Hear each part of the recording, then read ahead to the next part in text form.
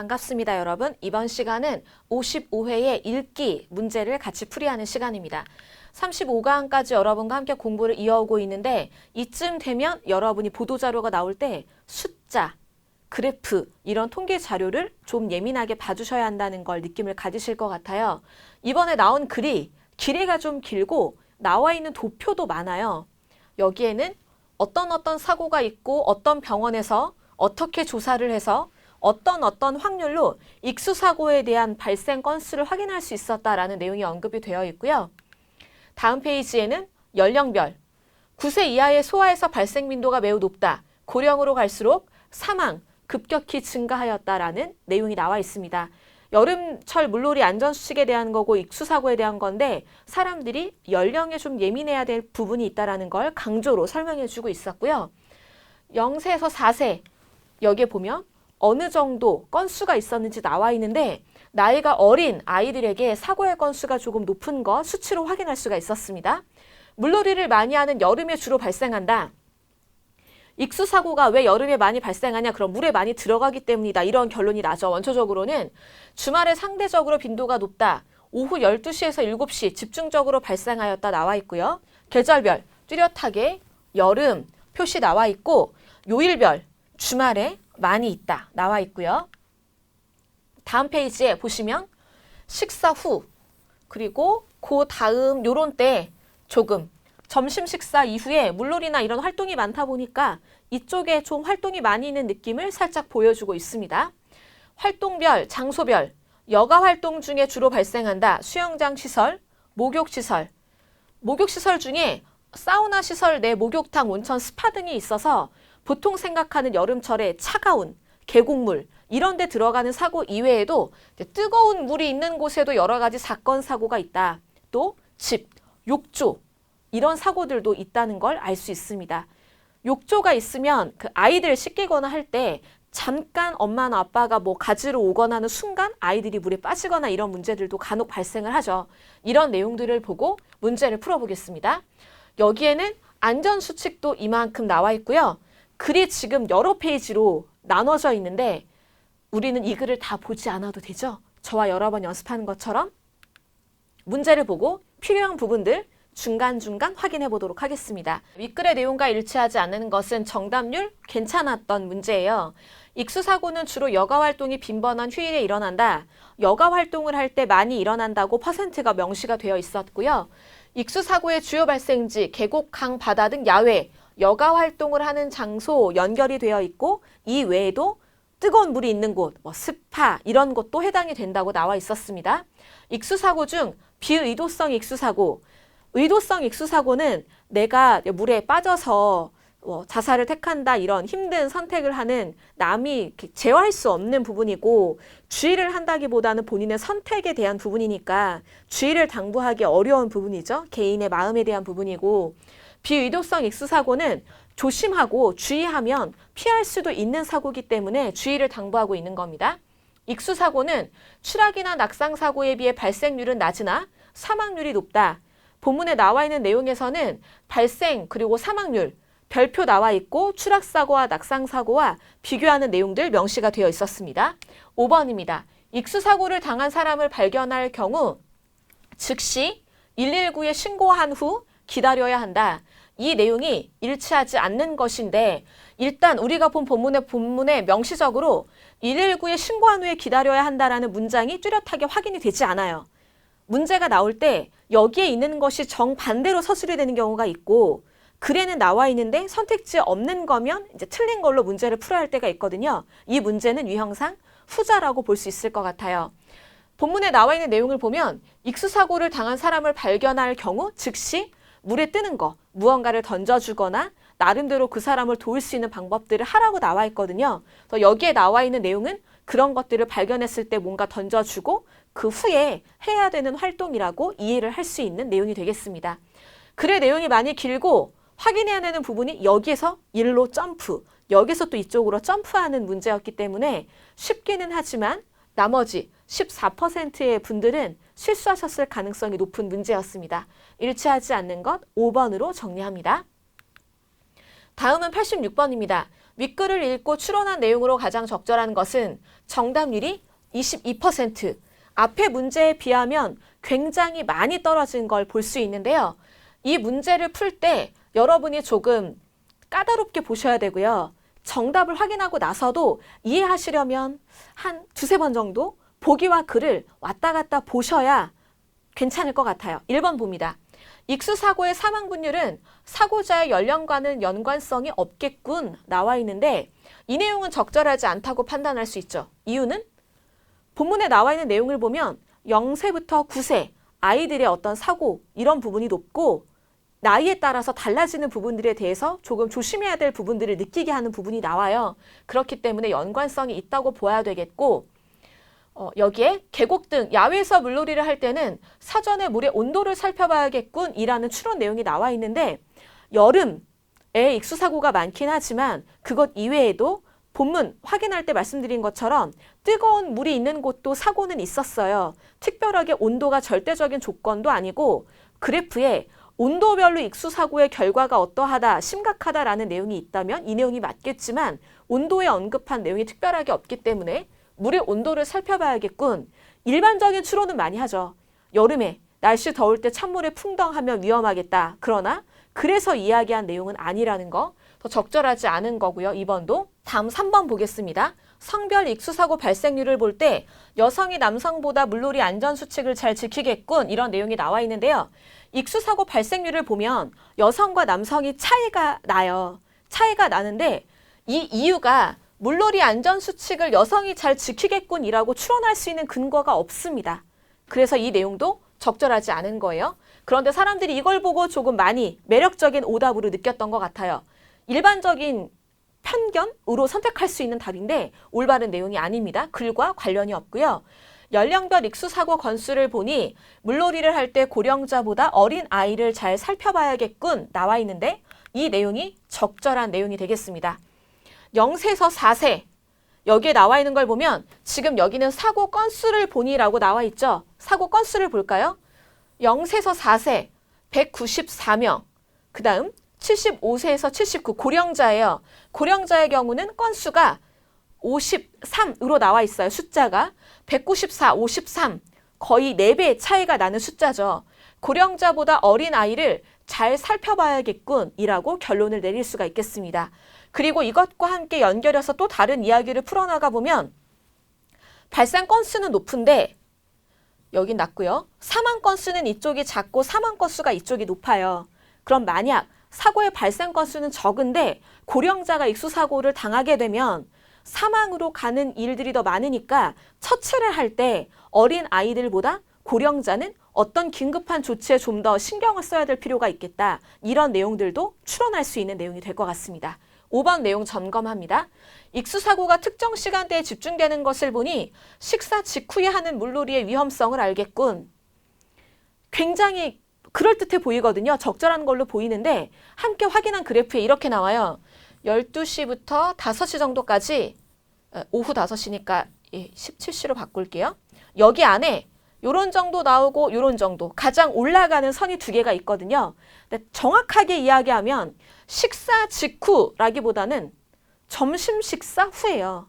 그리고 가장 높은 때 퍼센트를 본다면 완전한 식사 직후보다는 식사를 하고 사람들이 노는 게 슬금슬금 많아지고 가장 많이 집중되는 때는 오후 3시부터 5시로 나와요. 이때는 식사 직후라고 말하기는 좀 어려울 것 같고 식사를 다 하고 사람들이 얘기 나누고 좀 놀다가 놀이가 가장 활발해지는 시간이라고 이야기할 수 있죠. 이 수가 높아지는 것은 딱 점심시간대로 제한이 되어 있기 때문에 그냥 식사 직후에 하는 물놀이의 위험성을 알겠군이라는 말은 조금 매칭이 안 될 것 같다라는 것이 이 문제를 보고 내린 결론이었습니다. 답은 4번이었고요. 3번 보기, 5번 보기의 내용을 보고 편하게 내가 갖고 있던 짧은 유추 혹은 편견으로 답을 택하지 않으시면 좋을 것 같습니다. 정리를 마쳤습니다. 다음은 87번입니다. 윗글을 읽고 답을 찾을 수 없는 질문은 여기에 있는 질문을 본문에서 지문에서 바로바로 확인을 하시면 되는 문제예요. 정답률이 살짝 아래로 내려온 상태입니다. 1번 봅니다. 여름에 익수사고가 빈번한 이유는 나와 있었어요. 물놀이를 많이 하는 여름에 주로 발생한다.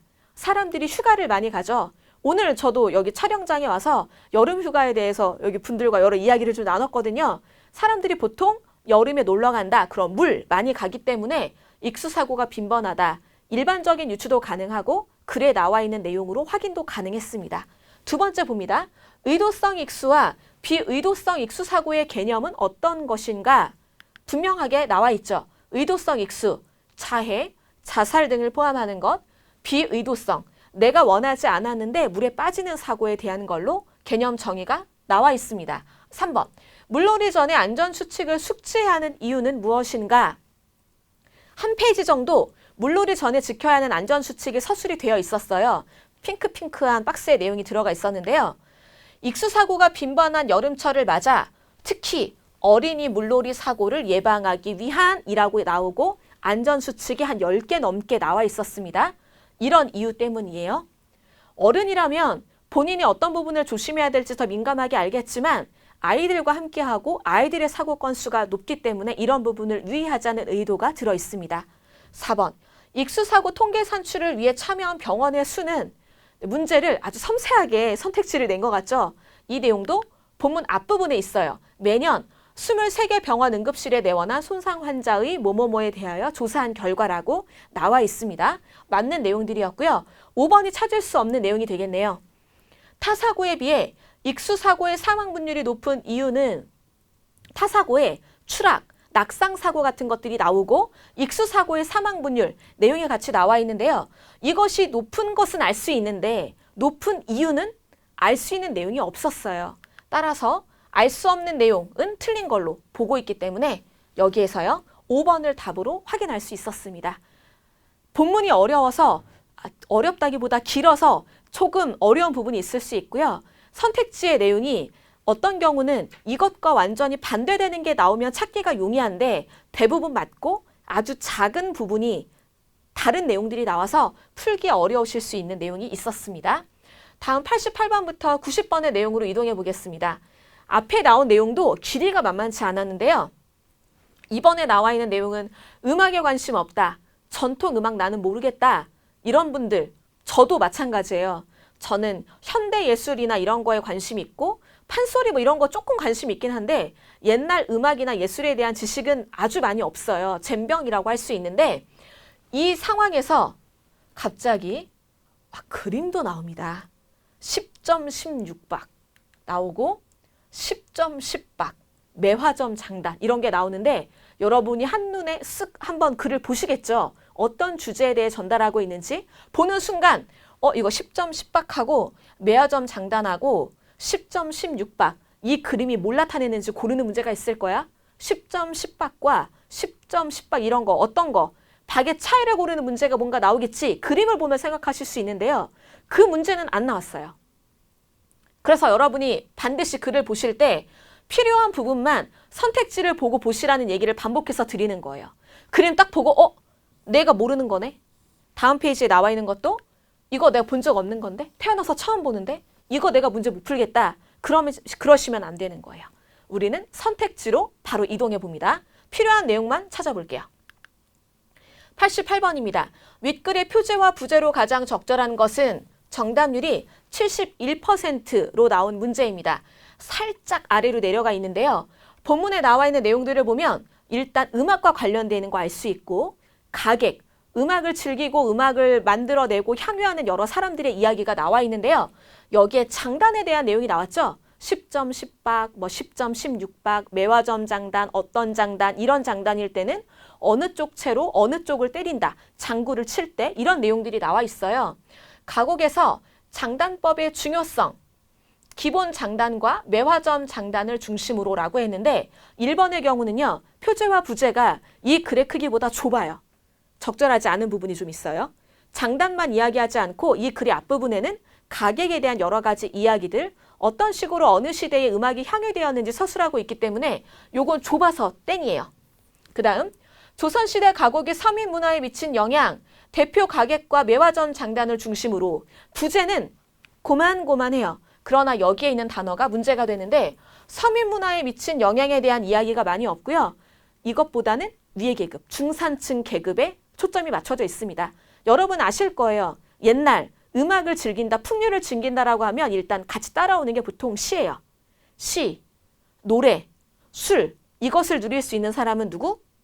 서민보다는 다른 층이죠. 이 위의 층, 그 내용이 있기 때문에 2번은 서민 문화 때문에 날아갑니다.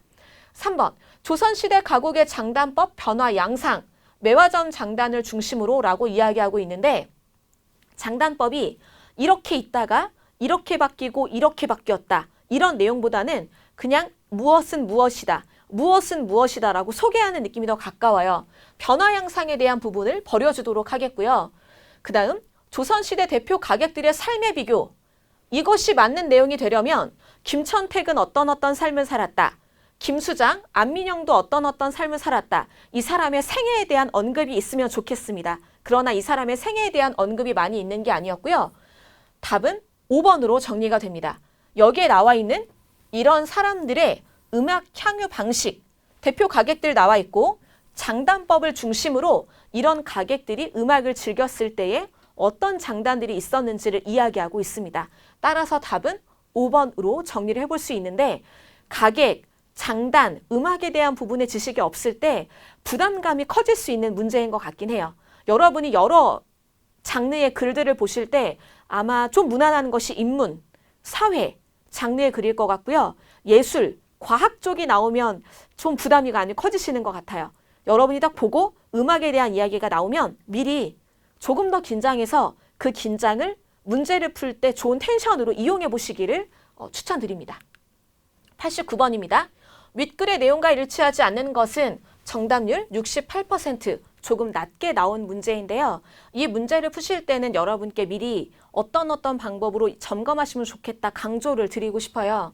자, 지문이 여기에 있다면 여기에 나와 있는 내용에 이 부분이 일치하는 것 지금 4개를 찾아야 되고 일치하지 않는 것 그 부분을 찾아서 뭐 X 이런 거를 나눠주시면 될 텐데 여기 부분을 분명하게 찾고 89번에 1번 보기 내용, 89번에 2번 보기 내용 이런 식으로 꼼꼼하게 문제를 풀어 나가주시면 좋지 않을까 싶습니다. 여러분 지금 여기에 나와 있는 이 글은 나중에 또 다시 글이 나올 가능성은 드물어요. 그럼 우리가 알아야 되는 건 이 글의 내용이나 매화점 장단이나 여기에 나오는 가객들의 이름이 아니고 이 문제를 풀 때 사용하는 문항의 풀기 스킬이거든요. 그럴 때 이 방법으로 한 저랑 53, 54, 55, 56, 4회차 정도 규칙 문제 풀이를 연습하시고 나면 나중에 다른 문제, 다른 글을 또 만나시더라도 밑줄 긋고 일치하는 내용 여기. 그런데 그러다 보면 이거는 내가 아무리 정답을 확인하고 봐도 이게 왜 일치하는지 확인이 잘 안 되는 부분이 있으실 거예요. 그런 부분을 끝까지 확인하고 저와 영상으로 확인하시고 그 내용들을 맞추시면 좋은 거죠. 그 저희가 총 세트, 4세트를 다 마치고 나면 여러분이 그 정도의 확인 실력을 갖추실 수 있으면 좋아요. 1번 봅니다.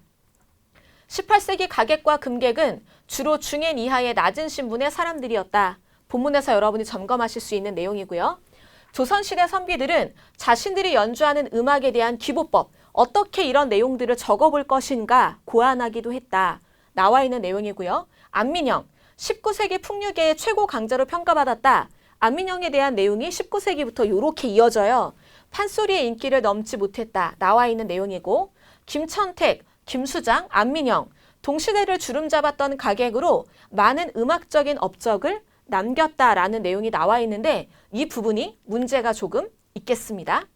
자, 여기에서 김천택하고 김수장 보이실 거예요. 김수장은 김천택과 동시대 인물로 한평생을 음악가로 살았다 이런 내용들이 나와 있는데 이 부분이 18세기로 언급이 되고 있어요. 요 글의 바로 위쯤에 18세기라는 게 나와요. 그리고 이 시대, 김수장과 김천택이 활동했던 시대가 지나가고 이 다음 시대, 19세기에 등장하는 인물로 안민영이 나옵니다. 안민영이 19세기고 두 사람은 18세기라고 나와 있는 거기 때문에 좀 쪼개줘야 되겠죠. 동시대가 아니라 각각 다른 시대가 돼요. 2명과 1명이. 다른 시대를 주름잡았던 가객으로 많은 음악적 업적을 남겼다. 그러면 맞는 내용이 됩니다. 5번입니다. 가곡의 음악적 이미지를 시적인 문장으로 표현한 해동가요는 김수장에 의해 편찬되었다. 맞는 내용이 되겠습니다. 이때 여러분이 또 하나 나는 김수장, 김천택, 안민영을 잘 모르는데 이런 곳에 해동가요라는 것이 나와 있다. 그러면 나중에 이 작품이 혹시 우리의 다른 영역 문제에 국어 문화가 있는데 국어 문화 쪽에 김수장, 해동가요 이런 내용이 나올 가능성도 없잖아 있죠. 이런 내용들을 함께 점검을 해두시면 좋을 것 같습니다. 정답은 4번으로 시대가 조금 다른 거 나와 있는데 여기부터 한 단락 정도 위쪽에 18세기 내용이 나와 있고요. 또 여기부터 글이 좀 이어지고 어느 정도 뒤에 19세기라는 내용이 나오고 있어서 숫자를 찾는데 약간 눈을 넓게 왔다 갔다 하셔야 되는 문항이었어요. 점검을 맞춰보았습니다. 다음은 이번 강의에서 풀어볼 마지막 문제입니다. 90번. 윗글 기억과 니은에 대해 보인 반응으로 적절하지 않은 것. 정답률은 절반에서 살짝 높은 정도입니다. 기억은 16박이 한 장단을 이루는 것으로 보아서 기본 장단에 해당한다고 볼 수 있겠다. 윗글에서 이야기한 적절한 반응으로 이야기할 수 있을 것 같고요. 니은의 쓰임 양상을 확인하려면 가곡 원류를 살펴보면 되겠다. 본문에 나와 있는 대로 여러분이 확인을 해보실 수 있고 가곡 원류를 잘 살펴보면 되겠다 맞습니다. 다만 가곡 원류의 구체적인 내용이 무엇인지 다 풀어져 있다거나 이거에 대한 지식을 요구하는 건 아니기 때문에 가곡 원류를 살펴보면 되겠다. A를 살펴보면 되겠군. 이 정도로 보기의 이해를 넘기시면 돼요. 니은 5개의 점을 통해 8박을 장구 점수만으로 표시한 거다. 맞는 내용이고요. 니은 장구의 북편과 채편을 치는 힘의 세기를 중심으로 양점과 음점을 구분한 것이군 이라고 나와 있습니다. 그런데 이 부분에 문제가 있는 것 본문으로 확인합니다. 매화점 장단은 니은 나와 있네요. 16박 한 장단의 반 장단인 8박을 이런 것도 여러분 지금 고민 많이 안 하셔도 돼요. 16박의 한 장단의 반 장단인 8박에 대해 물어보는 내용이 없어요. 이런 거 다 버리시고 장구의 북편을 칠하는 음점 그리고 채편을 칠하는 양점으로 표시한 특수한 형태의 장단이에요. 니은 그림을 보시면 검은색, 하얀색, 바둑돌을 묶어놓은 것 같은 느낌의 그림이 나와 있는데요. 5개의 점을 벌려놓은 모습이다. 마치 매와 5잎을 닮았다고 해서 이름이 붙여진 건데 장구의 북편을 쳐라. 그리고 채편을 쳐라. 양점. 채편은 맑고 높은 소리. 북편은 탁하고 낮은 소리가 난다라고 해서 양점과 음점을 구분하고 있습니다. 그럼 여기서 이야기한 힘의 세기를 중심으로가 아니죠. 소리의 맑고 높음, 탁하고 낮은 소리의 특성에 따라 양점과 음점으로 구분한다는 겁니다. 여기에 나와 있는 양, 음이라는 글자 자체가 이 의미를 표현하고 있죠. 양 하면 동양의 의학이라든지 뭐 철학 이론들에서 양, 맑고 높은 거, 따뜻한 거, 태양의 기운 이렇게 이야기를 해주는 것이고 음점, 탁하고 낮은 소리, 달을 얘기하죠. 밤에 떠오르는 달. 이것과 연계할 수 있는 게 여러분이 어법 부분에서 공부하실 때 또 어문규범 공부할 때 나오는 양성모음과 음성모음이에요. 여기에는 양점, 이 양을 똑같이 쓴 게 양성모음. 가볍고 따뜻한 느낌, 더 위로 올라가는 느낌의 소리. 음점, 음성모음. 아와 오 계열을 제외한 나머지 소리들. 그럼 약간 어둡고 무거운 소리. 어휘 어법 공부할 때 의성어, 의태어 이야기할 때 말씀드렸었죠. 의태어가 있는데 예를 들어 퐁당퐁당, 오와 아 여기에 양점처럼 양음, 양성 모음이 나와 있다. 그럼 이건 좀 가벼운 느낌? 풍덩풍덩이라고 하면 여기에 있는 것처럼 탁하고 낮은 소리 느낌처럼 무겁고 큰 느낌. 양과 음이 이렇게 나왔죠. 그럼 여러분은 음점, 양점 이야기하고 저와 양성모음, 음성모음 이야기하시면서 양과 음에 대한 또 다른 이야기가 나오면 아 이런 느낌으로 해석하면 되겠다. 정리를 하시는데 도움이 되실 수 있을 겁니다. 문제를 89번, 90번 그리고 앞에 나와 있는 매화점 장단의 그림을 통해서 풀어보았는데요.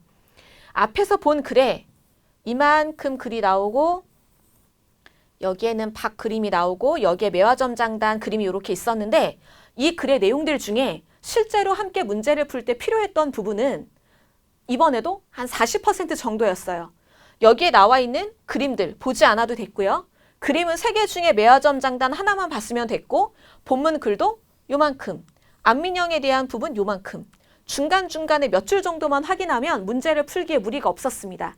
여러분이 글이 길 때 스트레스 너무 받지 마시고 정독하지 마세요. 정독은 시험 끝나고 복습하실 때 내가 지식을 내 머릿속에 충분하게 넣고 싶은 교양을 목적으로 할 때는 추천이에요. 시험 문제 푸실 때는 안 되고 속도가 원래 느리신 분들은 정독을 하시면 2배로 느려지기 때문에 매우 주의를 하셔야 되겠습니다.